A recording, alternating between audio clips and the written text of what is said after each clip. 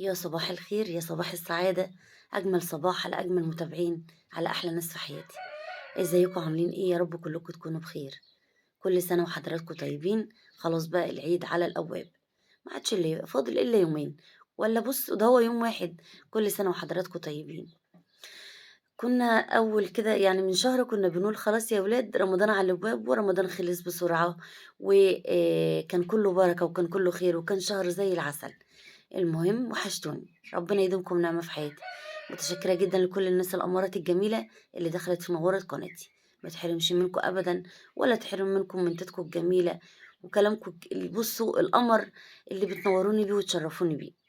يلا يلا بسرعة بسرعة نصلي بينا على النبي ونبتدي اليوم الحلو البسيط اللذيذ بتاعنا.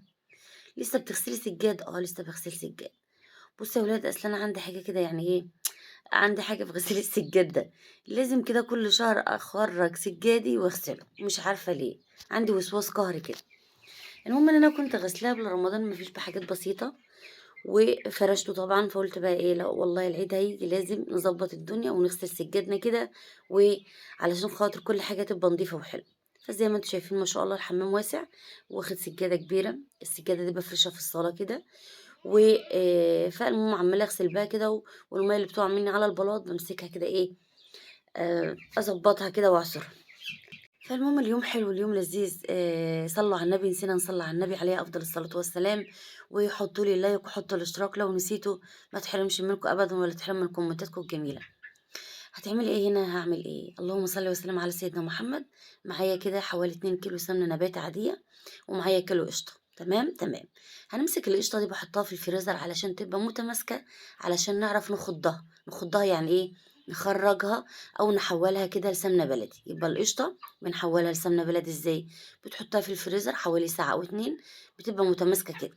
او التلاجة بتاعتك لو سريعه وحلوه كده ما شاء الله، بتحطيها في رف التلاجة اللي هو تحت الفريزر على طول. بتبقى متماسكة كده، تفضلي تضربي بيها بإيدك كده زي ما انتوا شايفين بالظبط، لحد ما تخرج لي المية دي اللي اسمها الخض. المية دي اللي اسمها ايه؟ اسمها الخض. بتحوشيها او بتحطها في البتاع، في التلاجة. إيه، بتعملي منها اي حاجة، بتحطيها على وراس طرية، بتحطيها على وراس ناشفة. المهم ان احنا بنظبطها.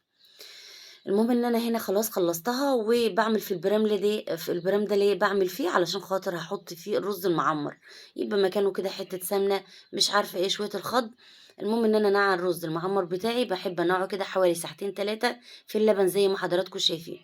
وشوية الزبادي القمر اللي كنا عاملينهم مع بعض الفيديو اللي فات، ضفتهم على الايه، على ضفتهم على ايه، على شوية الرز المعمر. الرز المعمر بيبقى حلو جدا بالزبادي. تمام تمام. خلصنا من رزنا وظبطنا الدنيا، والسمنة بتاعتي اتقدحت اللي هي السمنة النباتي، رحت ضايفة عليها السمنة اللي هي البلدي اللي احنا حولناه من القشطة للسمنة البلدي.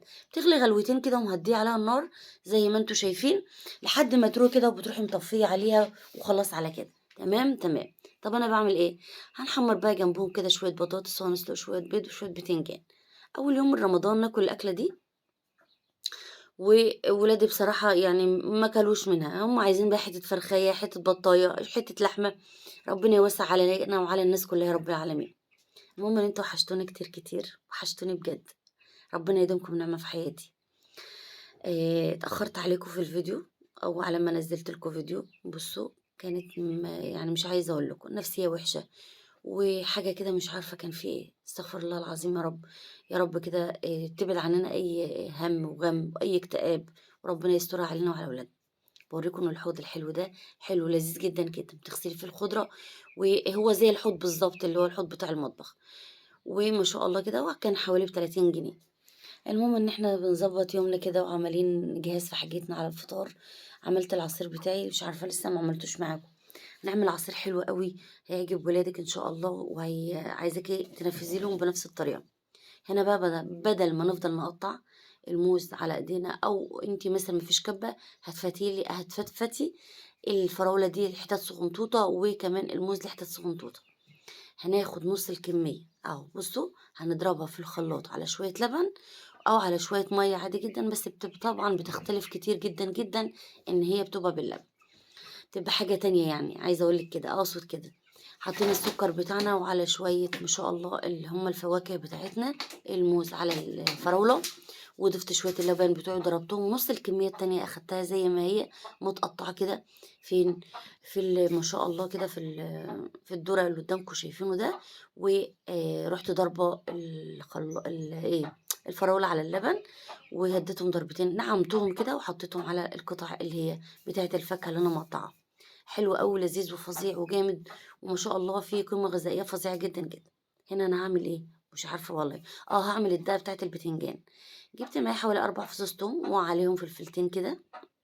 انسي بقى ايه ده تعمليها ان شاء الله تعجبك جدا جدا. وضفنا شويه الملح طبعا وشويه كمون، وهضربهم مع بعض كده في الكبه زي ما حضراتكم شايفين. جبت معايا بقى كده طبق زي ما انتم شايفين او حله صغنطوطه، حطيت فيها شويه زيت. هحمر فص التومه كده بالايه بالفلفلايه. انا مش هحمرهم، انا هشوحهم بس. طبعا مهديه عليهم النار. بخرج البتنجان بتاعي زي ما حضراتكم شايفين، حمرته كده لون حلو. ولما شميت ريحة التوم كده رحت ضايفة نص معلقة كمون. ضفت نص معلقة كمون، بتدي لها ريحة كده وحاجة فظيعة. طبعا كده كنت مجهزة معايا حباية طماطم. ايه يا فرخاية، والله انا بسجل لكم في الجورنة عند الفراخ يا ولاد. إيه يا حاجة اسكتي. المهم ان انا ضفت حباية الطماطم زي ما انتم شايفين كده، وهديلها تشويحة معاها ودقيقتين كده واروح مطفية عليهم. الرز بتاعي خلاص.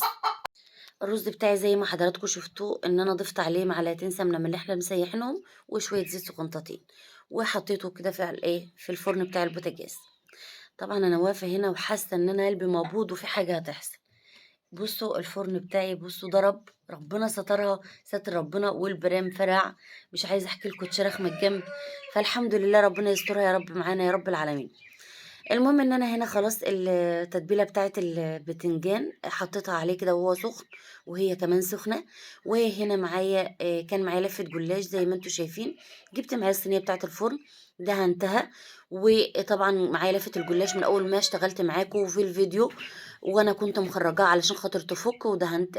بصوا ما دهنتش اي حاجه، او ان انا ما شاء الله كده ما حشيتهاش باي حشوه. الجلاش ده بتاع المحلات، تمام اللي عيالنا بيشبطوا فيه وكل شويه يروحوا يشتروه. بدهن ما بين كل ورقيه ورقيه كده زي ما انتم شايفين بالظبط اهو. وما شاء الله كده دخلتها الفرن على درجه حراره 180 من فوق ومن تحت، وكانت استوت معايا. كنت مجهزه معايا طبعا الشربات بتاعتي كانت بارده كان عندي. فالمهم ان انا ايه محبتش ان انا اصورها معاكم علشان ما اطولش معاكم الفيديو. هنا خلاص كانت الجلاشة بتاعتي استوت اهو. وطبعا وهي سخنة بحط عليها الشربات وهي باردة. تمام تمام. ادى فيديو النهاردة كان سهل ولذيذ، ورز المعمر كان استوى ما شاء الله. واللبن ده على فكرة من البقرة بتاعتي. ربنا يوسع علينا وعلى الناس كلها. اي فرخاية عيب كده بقى، ده الاتنين هيشتغلوا معانا في الفيديو.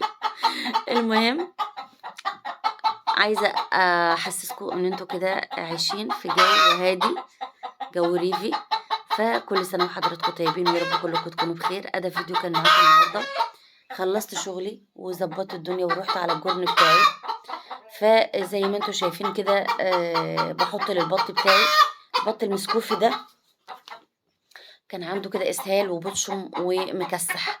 فالمهم ان انا جبت له دواء بتال ودواء انتينال. بحط ايه مره من ده ومره من ده. تمام تمام. وهنا معايا ما شاء الله كده ولا حول ولا قوه الا بالله العلي العظيم. جريت جري على الايه جريت بقى جري على الجورنة اخلص اللي ورايا بسرعة علشان خلاص المغرب كان هيأذن. فحلبت البارة بتاعتي وجهزت الفطار بتاعي. وده يوم الحلو البسيط معاكم.